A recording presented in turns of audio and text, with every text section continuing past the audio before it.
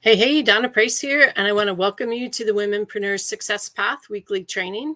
So I wanted to just spend a couple minutes reviewing the success path and the framework that we're working through week by week, over and over again. Hopefully there we go. So we're on this journey together, climbing mountains and making things happen in our businesses. So the Womenpreneur Success Path, we have 4 pillars of success. The first pillar is leadership, being the CEO of your business.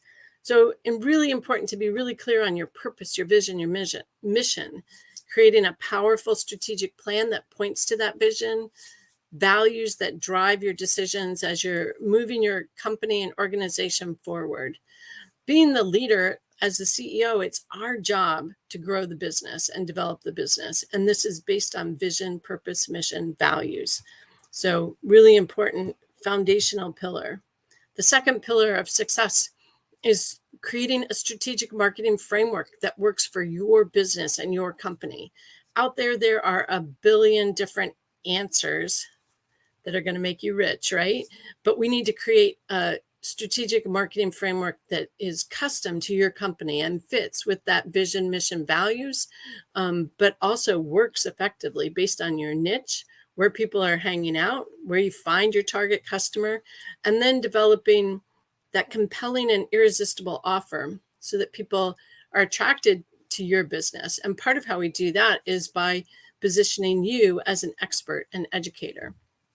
So creating an effective lead generation system takes a lot of different pieces, all of these components to make it work. But once you have that system created, then your business is growing consistently, and it gets really exciting. The third pillar is your products and services. Of course, they're excellent, right? So we want to look at what they are, what else you might need, how we can package those so that we can launch, relaunch. What are the upsells or add-ons that we can add to increase the value of every purchase? Is there a continuity program that we can integrate into your plan or membership program for recurring revenue? And constantly looking at those products and services so that we're maximizing the results within your company. The fourth pillar of success is creating smooth operations. Part of that is automating your business as much as possible so things are working in the background when you're sleeping 24/7, but also creating a well-oiled machine so that you have an operational plan that is setting you up for growth and maximizing your results. And we build all of that on a strong foundation of you, the CEO, the success mindset, your self-care, health and wellness, and your personal growth and development. Being an entrepreneur is an incredible opportunity, and great things happen when you focus on these 4 pillars and this foundation. I want to invite you to pick up the complete framework, the Visionary Womenpreneurs Field Guide at compassersconsulting.com/field-guide. There we go through all of these pillars and the framework for growing and developing your business. So today we're going to dive into some more training, and I thank you for being here for the Womenpreneurs Success Path weekly training. This session, we're going to be talking about how to solve the most pressing sales and marketing problems. So how do you solve those, right? Big question. And we're going to cover this in just 30 minutes. Well, we're going to be taking this kind of high level view. And so you should be able to look at what you're doing, look at your business, and look at the things that you're doing in your business and determine what those problems are. So today we're going to spend some time looking at a few questions to give us this 50,000 foot view. The principles we're going to be talking about are so fundamental, and they're solid principles of marketing and strategic marketing and putting together that framework for your business. So you're going to be adding to your business on a regular basis, and you need to be looking and analyzing your business. And part of what we talk about, you'll see in the, if you pick up the book, becoming a bisologist, we talk about a framework called ACT, where we assess, create, implement, and then track. So convert is the third step. Assess, create, convert, track. And so we're always looking at like what we're doing, how we're doing it, is it working, and then recreating or tweaking it, and then reassessing. So part of what we want to be doing to maximize our sales and change our results is that constant assessment of what's working, what's not working, how do I improve it? And just because something's not working for you doesn't mean that it doesn't work. It might just mean that we need to make some tweaks and changes to it so that it does work. But we do need to be looking at how can we change that. I'm discovering that I really need like 3 screens to do this all effectively.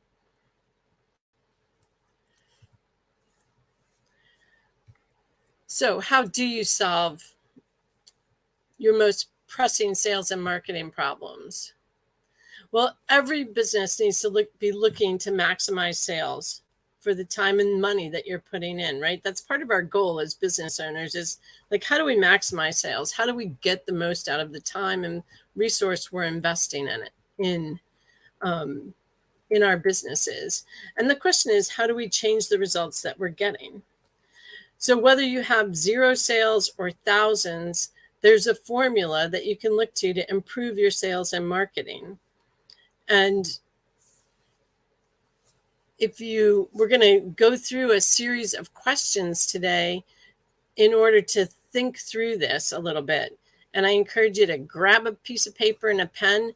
As always, with any training that we're doing, the most important thing that you can write down is not necessarily what I'm saying, although I'm going to encourage you to write these 4 questions down that we're going to be talking about, but write down the ideas that are coming to you about your business and the things that you think of.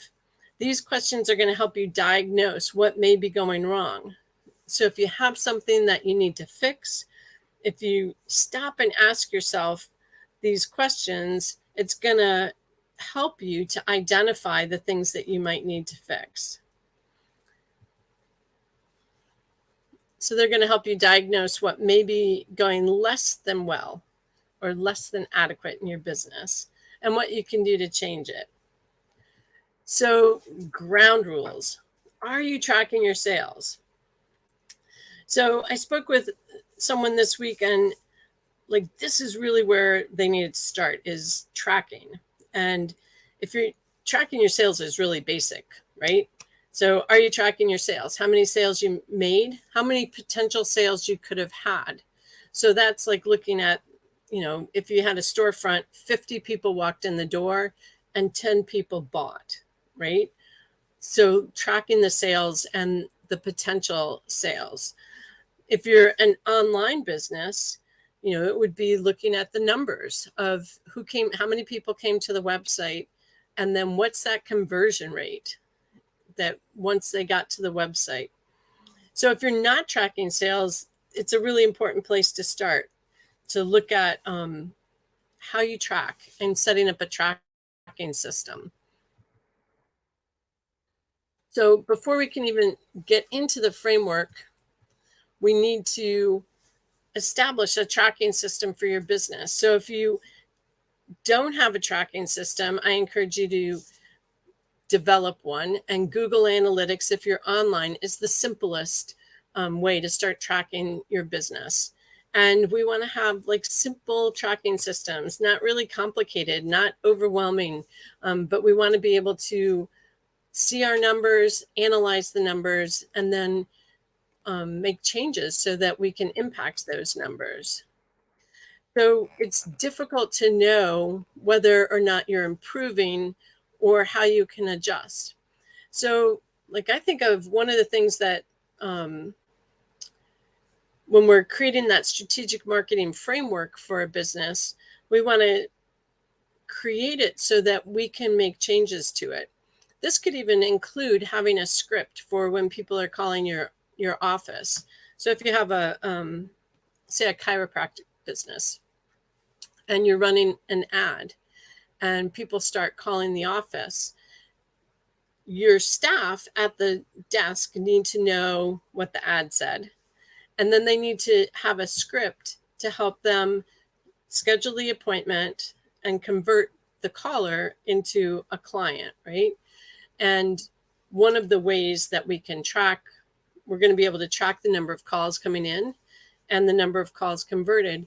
But if everybody's winging it and just making up what they're doing, we don't have any way of consistently adjusting to know what worked and what didn't work. So when we're creating systems, we want to have a way to adjust them. So we want to create it as a system.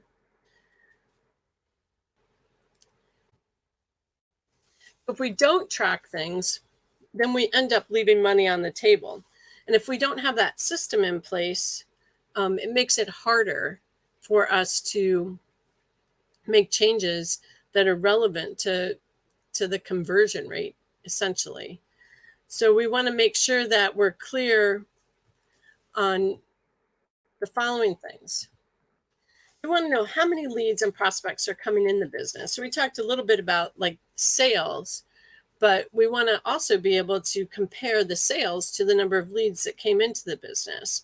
So if we have 100 leads or prospects that came into the business and our sale is 1, well, that's a lot different than if our sale is 100 people came in and 99 bought, right? So we need to understand the number of leads coming in. We also want to be working to get those leads into our autoresponder. We want to have some way of capturing the information of who's calling our business, who's walking in the door, or who's visiting our website. And the number one way to do that is to add people to an email list of some sort. And whether you're using, you want to be using an email marketing software, which has an autoresponder. And you want to understand your autoresponder and its tracking and its automation so that, again, we have the ability to understand those numbers inside of it. So you might have multiple lists for multiple purposes. And historically, that's how we did it. We had different lists. But now a lot of the programs are using tagging systems for tagging people when they come into our list. A little bit different strategy on how people join your list. And you're emailing perhaps groups or segments of your list based on the tags instead of what list they're on. And you can look at different programs like MailChimp, Aweber, Active Campaign, ConvertKit, GetResponse to set up some of the systems for that. And you want to know, you want to be looking at how long it takes before these leads become customers. So we have this initial kind of contact, first contact. We want people to raise their hand and say yes. So we want them to opt into our list. And then we want to nurture that list and engage with people. And we want to also assess, like, how long has the person been on the list? And does it take a week for that person to become a customer, or does it take a year? And what are the things that we can do in between to impact that?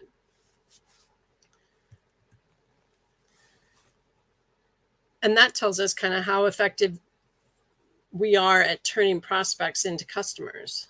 If we're taking a week, we've got a good system set up. And if it's taking years for that person to become a customer, maybe there's some things that we need to tweak and improve about our system or about our conversations within that system. But one of the things I'm seeing is that most businesses are working to get people, and I think we talked about this last week, from like a social media platform onto the list so that they have a way of communicating with people and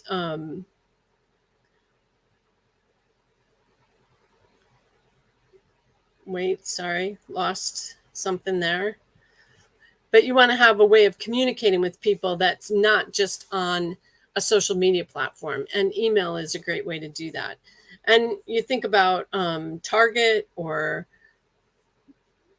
Costco or whatever, wherever you shop, is trying to get you on their list. They're trying to get you to have their discount program and put your discount number in at the grocery store. And that's all so that they can look at the numbers and track the numbers. So you should know what activity is causing your leads and what happens to them after they become customers. And when you figure it out, you want to be doing more of what is giving you the best results, obviously, right? So we've all heard this 80-20 rule, and that 20% of your activity brings you 80% of your revenue. And so we want to identify what that 20% of activity is, so that we're not spending all of our time doing the 80% of activity that's not really resulting in income, but rather we're spending our time, less time, doing the activity that results in more income. So 4 questions. Question number 1, do you have a USP? Do you have a USP at the product level? And do you have a USP for your brand? So what's a USP? Unique selling proposition.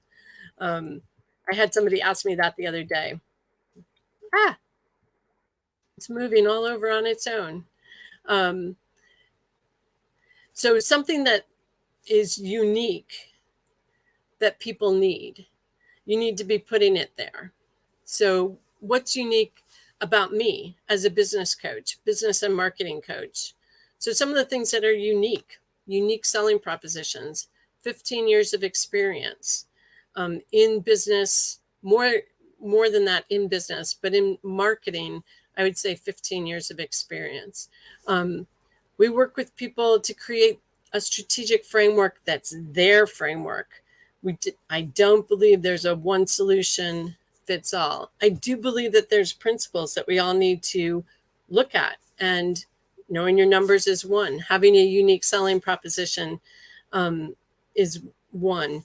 List building, we all want to be doing. There's some core things we all want to be doing, but how we do it is going to look different for different people and different businesses.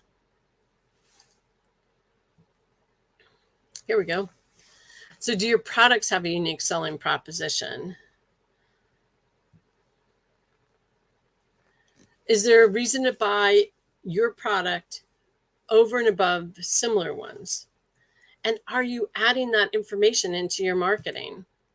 I was just reading actually an email that a marketer sent me. He has a new book coming out that I'm going to be getting, but it was talking about like your impact, your social impact, and are you using that impact that you make in your marketing? You know, so like the different ways that we can position ourselves and what we're offering that makes it unique. Is there a reason to buy the product from you and not someone else? And so sometimes these questions can be challenging. I know that I've personally been challenged by them because there's a lot of business coaches. So like, why buy from me instead of someone else? And those are great questions for you to be asking about your products and services. Like, what makes it unique that someone would want to buy from you?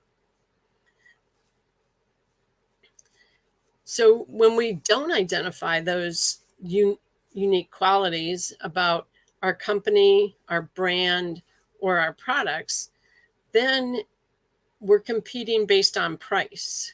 And that's not a good place to compete.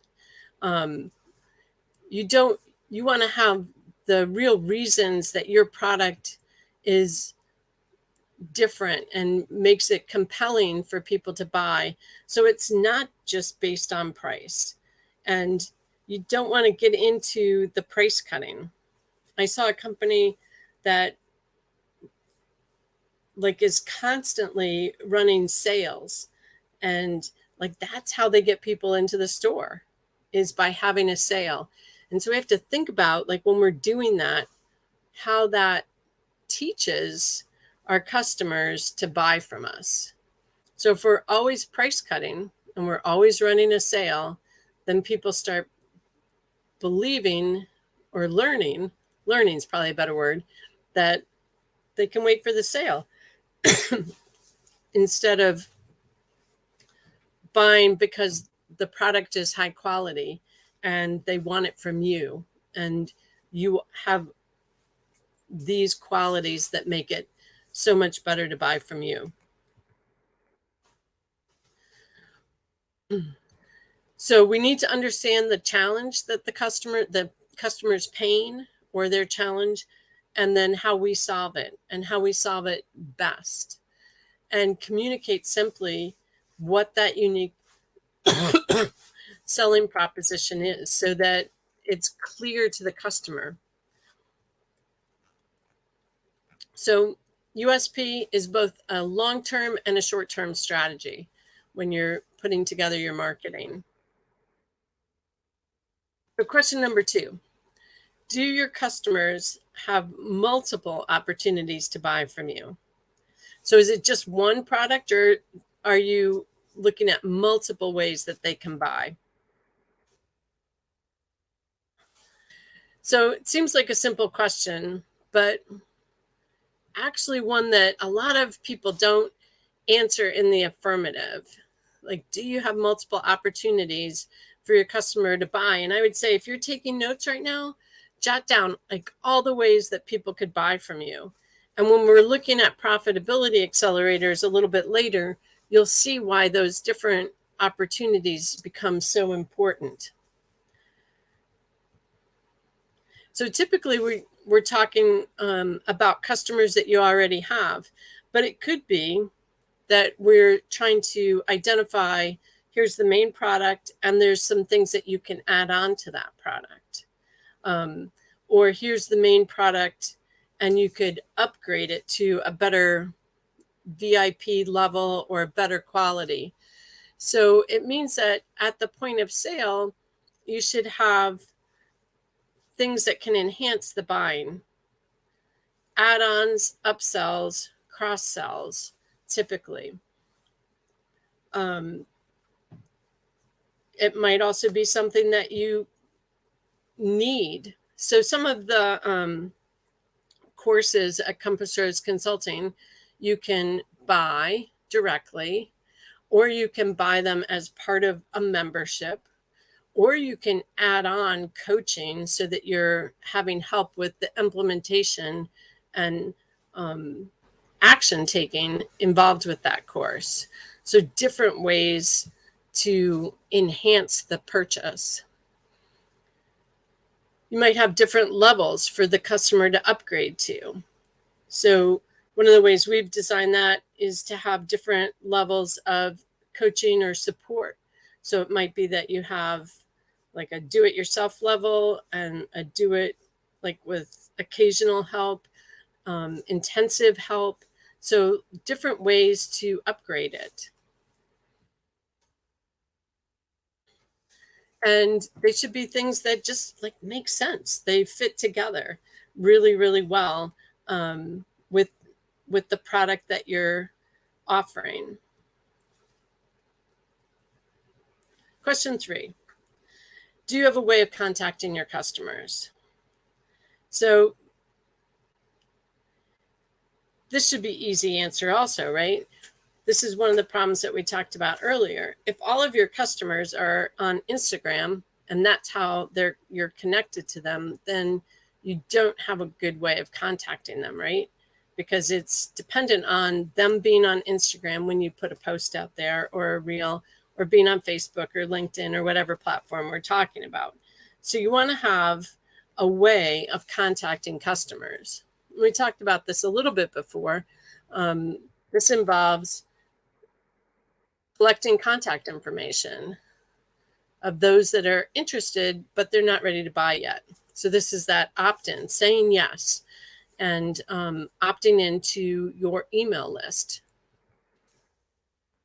And then we should have a way of contacting those people that have already purchased. So when they make a purchase, that should get them onto your email list or into your database or your CRM, some way that you can continue following up.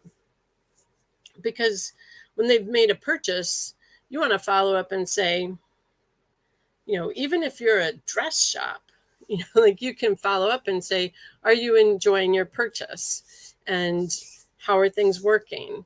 Or if you're buying a car, great follow-up, great customer service is giving the person a call a few days later to say, how's your new car? Are you loving it? Do you have any questions I can answer? And then you want to have them in that database so that you can be in contact with them on a regular basis. So if you aren't in contact with people on a regular basis, then when they need what you offer, they're going out looking for it, and they might not remember that you offer it. So being in contact with people on a regular basis helps them to be in touch when they're ready to buy, because people don't necessarily come onto our list when they're ready to buy. And then you can have other offers that become available to them. So you might see one offer and you don't really need that, but you end up getting on the person's list. But then a few days later, they tell you, oh, I also have this. And that's exactly what you needed. And because you're on that list, because that business owner got you on the list, they're able to let you know about another thing that they offer. And we want it to be in their best interest. So we want to bring people onto our list and provide value and intensive value for them all the time. So question number 4, do you partner with others? Are you working with people that you can partner with in your market? One of the things that we look at is kind of a ladder of potential people that you can refer to and that can refer to you. And who are those people? And come on, move there. And how do we connect with them? So there's businesses that have the same customer base, but don't necessarily compete with us. They complement us. And we want to create relationships and partnerships with those people because then we can refer to each other. We need to look to trade endorsements with partners to help them grow their customer base. And then when they're doing the same, it helps us to grow our customer base. We can also add a financial incentive to this practice and give them a referral fee, affiliate fee, or a commission for every one of the customers that buy from us that they've introduced us to.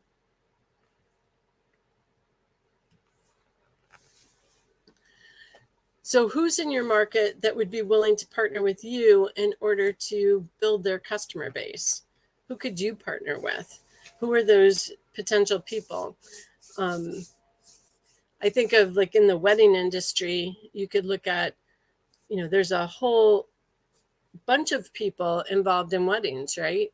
So if you're a wedding photographer, you could be partnering with wedding planners, wedding officiants, florists, the wedding dress shop, so all sorts of potential partners, realtors. Well, there's handymen that you could partner with for repairs that you need. Of course, the mortgage person, the title person, so different people that you can partner with that can refer people to you and that you can refer your clients to. So you want to look at how you can benefit other companies and build your customer base at the same time, and how they can benefit. It's like a win-win when we're partnering with the right companies. So how do you solve your most pressing sales and marketing problems. Each of these pieces or things that we've talked about are part of a marketing system or a marketing framework. So if you have unique products, they'll be more desirable. That was our first question, right? Your upsells, cross-sells, add-ons become part of your product line that make it even more valuable, which you'll need to sell to your customers with whom you make extensive contacts. You want to have people on your list so that you can continue nurturing and building that relationship, because it's a relationship business. Even if we're an internet marketer or on the internet making our new contacts and new connections, it's still about the relationship. It's still about how we connect with each other. And you'll need to continually find customers that are going to be interested in buying your whole product line. So this is how you maximize your income given your time and investment. So you want to create your strategic marketing framework designed for your business based on your unique values and authenticity. Remember, you're going to ask yourself these 4 questions. Do I have a USP? Brand level, product level. Do my customers have multiple opportunities to buy? Question 2. Question 3. Do I have a way of contacting my customers? And question 4, do I partner with others? And then all of these should be going towards your list. Am I building my list? Did I take action today to build my list?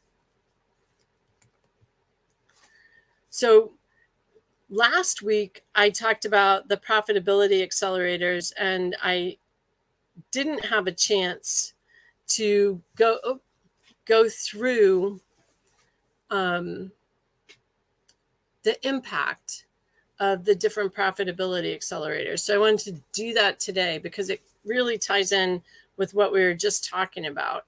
So one thing we talked about at the beginning was needing to know your numbers, and you need to know where you're starting and where you want to go. And then conversions are how we get there. So we talked about the profitability accelerators last week.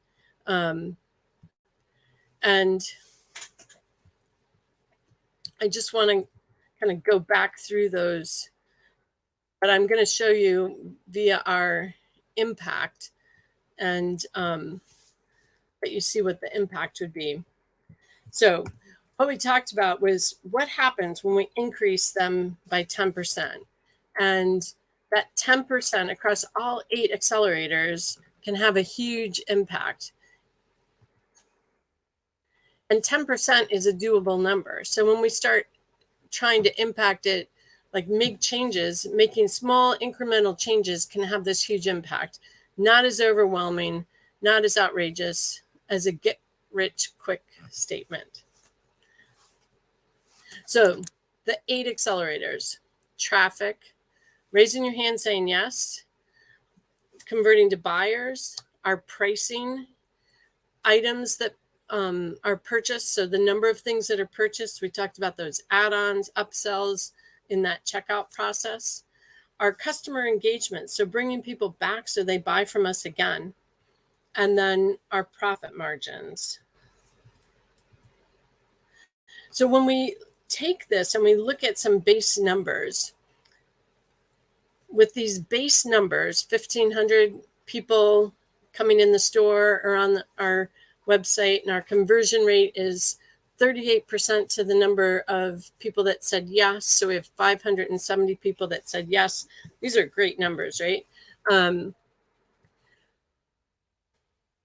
The profit at the bottom is $15,870. So we're looking at the number of items they purchased was 1. The average value was $300. The total purchases, the percent of repeat buyers is 25%. And when we increase this, so we say So putting all these together is our business growth. And when we increase this and accelerate it by 10%, you can see that we increase the foot traffic to 1650, the raising our hands or the opt-ins to 42%. The conversion from buy to buyers was 15%. Now it's 17%. So we have 114 buyers instead of 85.5. And our bottom line, when we make this 10% increase across the 8 profitability accelerators, is 28,883 instead of 15,000. So it's a pretty big difference. And then when we use that process that I talked about earlier, ACT, so we assess, create, convert, and track. So we look back at like our traffic strategy, like how do we get 10% more? And we accelerate another 10%. Then we can see our bottom line jumps up to 52,000 in profit, right? Because we're looking at our pricing and we're increasing our pricing a little bit, and we're increasing the number of people that come back, and we're increasing what they purchase when they come back. So it's a huge impact that 10% acceleration can have on your business. And so when we put all these pieces together and create that strategic marketing framework for each business, then we're able to consistently. Hey, thanks for being here today. I appreciate you participating in the Womenpreneur Success Path weekly training. It is great to have you. Leave your comments, questions below. I do come back and check those.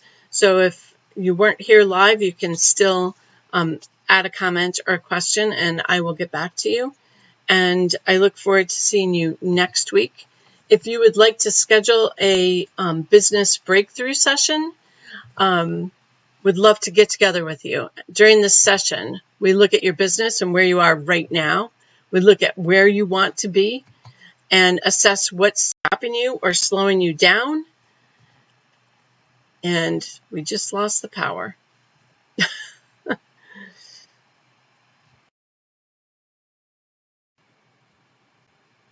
Hey, thank you so much for being here today and participating in the Womenpreneur Success Path weekly training. I appreciate you being here and taking time to watch the training. If you have questions, like if you aren't here live where you could ask your question, leave them in the comments below. I do come back and check those out. Would love to talk with you or connect with you regarding those. If you want to schedule an appointment with me for a business breakthrough strategy session or a business growth strategy session, I would love to get together. During the session, we look at where your business is at right now, where you want it to be. We assess what's stopping you or slowing you down from getting there. We create a plan to accelerate your results, and you leave with an action plan for your business acceleration breakthrough.